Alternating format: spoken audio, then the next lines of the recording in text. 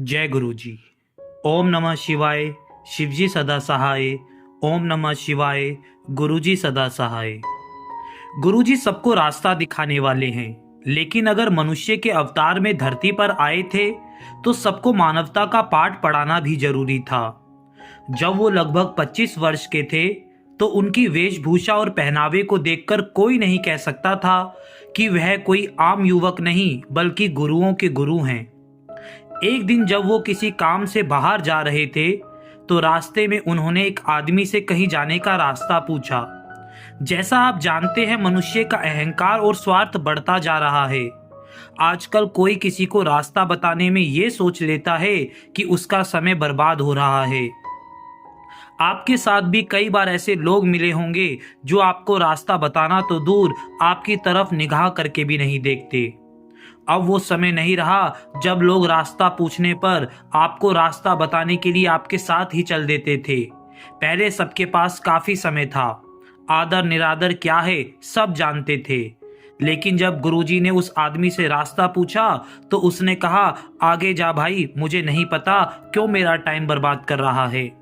गुरुजी मुस्कुराए और बोले, अगर आपको रास्ता पता है तो बताने में कितना टाइम लग जाएगा। जितना अभी आपने मुझे बोला उतनी देर में तो रास्ता भी बता देते, उसमें टाइम क्या बर्बाद होना। उस आदमी को गुस्सा आ गया और बोला, भाई मैंने कहा तो मुझे नहीं पता। गुरुजी को पता था कि उसको वो एड्रेस पता है। गुरुजी बोले, लेकिन मैं जानता हूं कि आपको ये एड्रेस पता है और आप जानबूझकर मुझे नहीं बता रहे हैं। उसे अब और गुस्सा आ गया और वो बोला, भाई मैंने सबका ठेका ले रखा है क्या? हाँ मुझे पता है और मैं नहीं बता रहा। गुरुजी मुस्कुराते हुए बोले, कोई नहीं, आप क्रोधित मत होइए, मैं खुद रास्ता ढूंढ लूंगा। गुरुजी ऐसा कहकर वहां से चले गए। अहंकार और क्रोध मानव के सबसे बड़े शत्रु हैं, जो मानव को बर्बाद करने में ज्यादा समय नहीं लगाते। ऐसा ही उस आदमी के साथ हुआ जिससे गुरुजी बार बार एड्रेस पूछ रहे थे। कुछ समय बाद उस आदमी को कारोबार में काफी लॉस हो गया और साथ साथ उसकी तबीयत भी सही नहीं रहने लगी, क्योंकि क्रोध और अहंकार इंसान को कहीं ना कहीं भारी चोट देता है। जिसका मन शांत और खुश है वही जीवन को सही से जी पाता है। उस आदमी ने अपनी पत्नी से कहा, यह हमारे साथ क्या हो रहा है, मुझे कुछ समझ नहीं आ रहा। ना इलाज कराने को पैसा बचा है, ना कोई पैसा कमाने का नया रास्ता नजर आ रहा है। ऐसा कहकर वो रोने लगा। उसकी पत्नी ने कहा, आप चिंता मत करो, सब ठीक हो जाएगा। पास में ही छोटे मंदिर में एक युवक रहते हैं, सुना है उनके हाथों में दिव्य शक्ति है।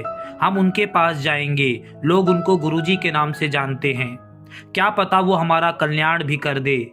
वो युवक और कोई नहीं, वही गुरुजी थे जो उस आदमी से रास्ता पूछ रहे थे, और वो आदमी कोई और नहीं, वही अहंकारी था जिसने गुरुजी के बार बार पूछने पर भी रास्ता नहीं बताया। गुरुजी हमेशा कहते हैं कि रास्ते में कोई भी मिले और वो कोई मदद मांगे, और अगर आप उनकी मदद नहीं कर पाओ तो उसे कठोर शब्द मत बोलो, उसका अपमान मत करो, क्योंकि क्या पता कौन किस भेष में मिल जाए। जब वो आदमी और उसकी पत्नी छोटे मंदिर पहुंचे तो आदमी ने देखा, ये तो वही युवक है जिसे मैंने रास्ता बताने से मना कर दिया था। वो डरा हुआ सहमा हुआ गुरुजी के पास पहुंचा और गुरुजी से हाथ जोड़कर बोला, मुझे माफ कर दो गुरुजी, मैंने आपका उस दिन अपमान किया था। मेरी बुद्धि काम नहीं कर रही थी, मुझे माफ कर दीजिए और मेरी तकलीफों को कम करो गुरुजी। गुरुजी ने पूछा, बताओ आपको क्या परेशानियां हैं? उस आदमी ने कहा, मेरी तबीयत ठीक नहीं रहती है और कारोबार भी बंद हो गया है। हमने आपके बारे में सुना तो आपके पास चले आए। गुरुजी सबको माफ करने वाले हैं, वो सबको अपना आशीर्वाद देते हैं। वो देवों के देव महादेव के रूप हैं, उन्होंने उनको भी दिया जो काबिल ना थे। फिर जो उनके दर पर आया उसे खाली हाथ कैसे भेजते। उन्होंने उस आदमी से कहा, जैसे आज आपको मेरी जरूरत है वैसे ही मुझे आपकी जरूरत थी, और इस दुनिया में एक दूसरे के सहारे के बिना जीना असंभव है। हमें दूसरों के दुख दर्द को समझना चाहिए, और ऐसा नहीं था कि मैं रास्ता नहीं जानता था, मुझे आपको सही रास्ते पर लाना था, इसलिए ही तो मैंने आपसे रास्ता पूछा था। उस आदमी ने कहा, मुझे माफ कर दो गुरुजी, मैं दिल से माफी मांगता हूँ और हमेशा आपकी बात को याद रखूंगा। गुरुजी ने उससे कहा, सब सही हो जाएगा, तू चिंता मत कर। बस एक बात याद रखना, जरूरतमंद की मदद करना परम धर्म का कार्य है। इससे आप अपने कर्म भी अच्छे करते हो। गुरुजी ने कहा, कल दरबार में आना और सेवा का काम करना, तुम्हारा कल्याण होगा। वो दोनों अगले दिन छोटे मंदिर आए और पूरे लगन से उन्होंने सेवा का कार्य किया। और जब वह घर अपने वापस लौटे तो एक कोरियर वाला उनके घर के दरवाजे पर एक पार्सल देने आया हुआ था, जिसमें उस आदमी के लीवर की रिपोर्ट थी।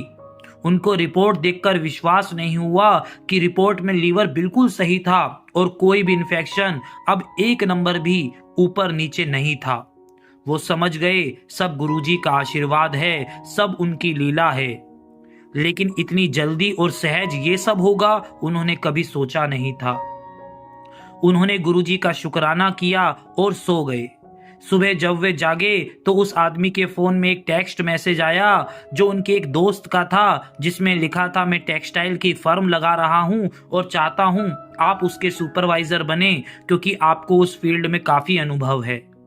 मुझे आपके अनुभव की जरूरत है। उसे समझ नहीं आ रहा था कि मात्र 24 घंटे के अंदर अंदर उसका जीवन बदल गया। उन्हें पता चल गया गुरुजी हमसे क्या चाहते हैं कि अहंकार को छोड़कर दूसरों की सेवा में लग जाओ, बाकी सब गुरुजी पर छोड़ दो। उनके दर पर आए हो तो कल्याण होना तय है।